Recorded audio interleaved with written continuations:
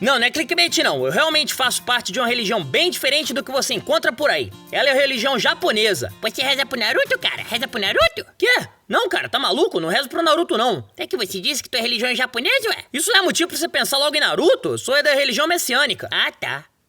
Então você reza pro Messi?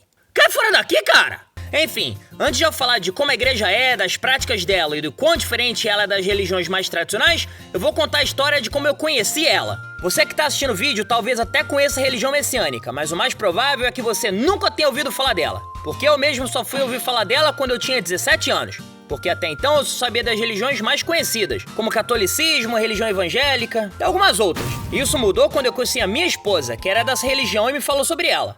Então, eu sou da religião messiânica. Ué, religião messiânica? Mas eu nunca ouvi falar disso. É que ela é uma religião japonesa, não é tão conhecida como as outras. E vocês não sacrificam bode não, né? É o quê? Tá maluco?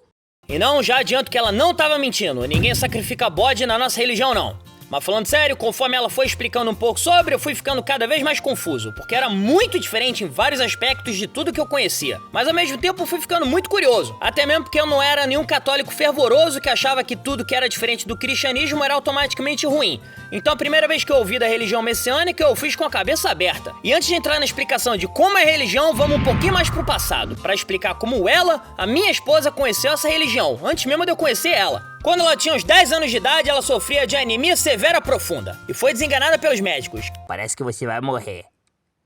Nessa época ela tomava 12 remédios diariamente. Exatamente, meu amigo, 12 remédios diariamente. O estado de saúde dela só piorava. E nessa altura, a mãe dela, na decisão de não acreditar na sentença que a medicina tinha dado pra ela, começou a procurar ajuda onde pudesse. Então levou a minha esposa em várias religiões, mas nada deu muito certo. Inclusive, em uma das igrejas, ao entrarem lá, já foram falando que elas estavam com coisa ruim no corpo e queriam exorcizar ela. O que fez a mãe dela ficar com raiva daquela palhaçada toda e fez provavelmente as pessoas terem certeza de que ela estava com coisa ruim no corpo mesmo. E foi então nessa busca pra ajudar a filha dela que a mãe da minha esposa ouviu falar de uma moça que fazia uma oração de imposição de mãos, que morava lá perto delas. Como elas não tinham mais nada a perder, elas foram lá. E essa senhorinha, mó pinta de vovó simpática de filme, explicou que o que ela fazia se chamava Jorei, e que era uma oração de imposição de mão que durava cerca de 15 minutos. E que era pra Ju receber essa oração diariamente durante 30 dias. E como logo após o primeiro Jorei ela já se sentiu bem, elas decidiram seguir as instruções e voltaram lá dia após dia. E adivinha só, ao longo dos 30 dias recebendo Jorei diariamente, a Ju foi parando de tomar os remédios e aos poucos, ao final dos 30 dias,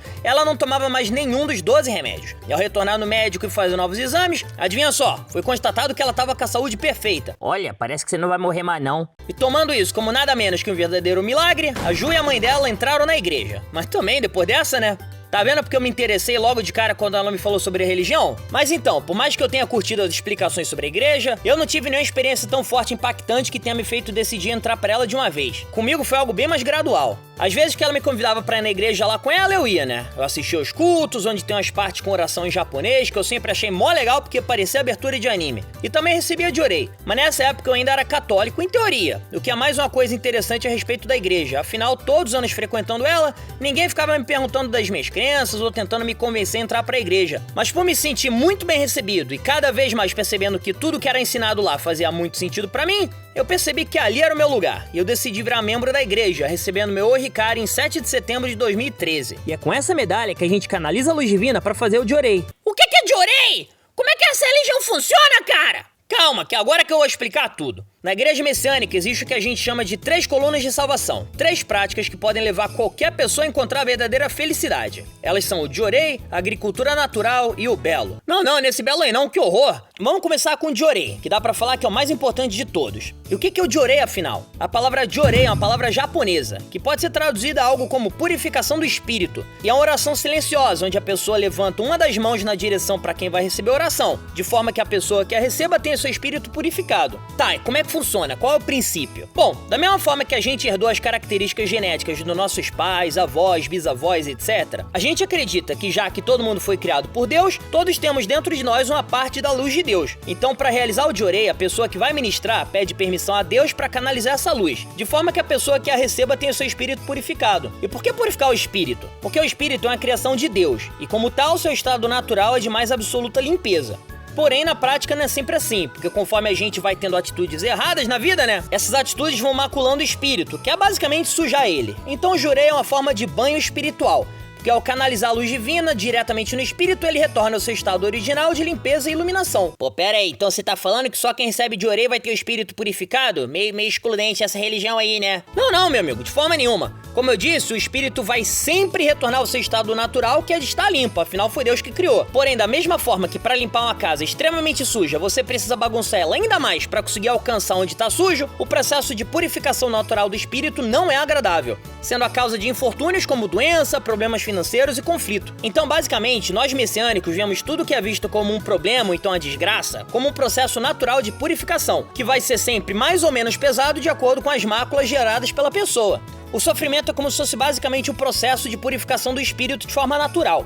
Você pode até achar que isso é injusto, mas é exatamente o contrário.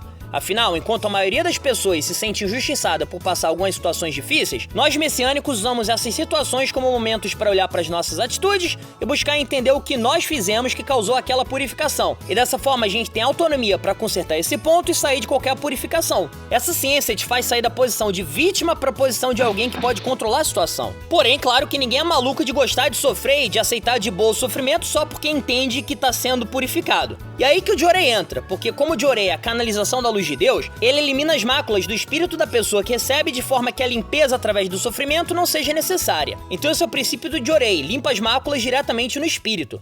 E agora vamos falar sobre agricultura natural, que é a tal da segunda coluna. Lembra quando eu falei que existem várias atitudes que sujam o espírito? Não é só ser babaca que causa mácula não. Consumir o que não presta não afeta só o corpo físico não, afeta o espírito também. E meu amigo, a verdade é que você come veneno. É o quê? Você tá maluco? Não tô não. A menos que você plante e coma apenas o que você planta, você consome não só coisas industrializadas, que são produtos com um monte de anti no final, mas também coisas saudáveis só na superfície, pois foram cultivadas em plantações que se utilizam de trocentos tipos de agrotóxicos, que é basicamente veneno. Então é claro que comer um tomate vai ser mais saudável do que comer um miojo, mas não é tão saudável quanto você talvez ache que é não. E a base da agricultura natural é incentivar o consumo de produtos, bom, naturais, que foram cultivados livres desses agrotóxicos, e que obviamente não são ultraprocessados. E eu não vou ser falso moralista aqui e falar que é fácil ter uma alimentação integralmente natural. Eu mesmo não consigo, afinal produtos orgânicos são muito mais caros que os produtos normais. Porém a igreja incentiva o consumo de alimentos naturais na medida do possível, porque querendo ou não, goste você ou não, o fato é que a alimentação tradicional é uma das causas de macular o espírito, e por conseguinte uma das causas das purificações que inevitavelmente virão, como a doença. Tá, mas e o belo?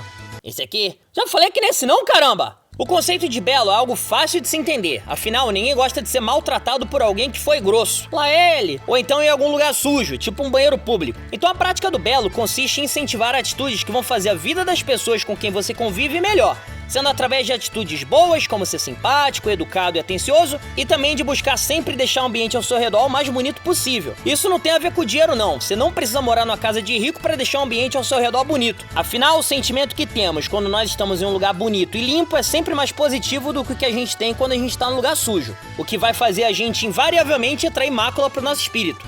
E essas são as 3 práticas base da igreja. Claro que ainda falta muita coisa pra explicar, isso foi só a ponta do iceberg. E olha, se você chegou até esse ponto do vídeo, eu imagino que o assunto tenha te interessado de alguma forma. Então se você é ateu, agnóstico, ou então se você já tem tua fé e confiança total nela e tá feliz com a sua vida, e assistiu isso aqui só por curiosidade, muito obrigado por você ter tirado esse tempo para assistir esse vídeo. Porém, se você por algum motivo se encontra ou então conhece alguém que se encontra em uma situação de desesperança, de conflito, de dificuldade e acha que já tentou de tudo ou então que não sabe o que fazer, eu acredito que esse vídeo aqui pode ter chegado até você por um motivo. Afinal, se você ainda não recebeu pelo menos um Jorei, não dá pra falar que você já tentou de tudo pra melhorar não. Então na descrição do vídeo eu vou deixar um link pra você poder ver a unidade mais próxima e poder lá receber Jorei. Você não precisa ser membro da igreja e muito menos abrir mão do que você acredita pra poder receber Jorei. E se você gostou desse vídeo e se interessou pelo assunto, deixa nos comentários o que você achou ou então faz uma pergunta, porque daí eu posso fazer uma continuação focada nas dúvidas que vocês tiverem. E é isso aí, gente. Tudo de bom. Fiquem com Deus. Tchau, tchau.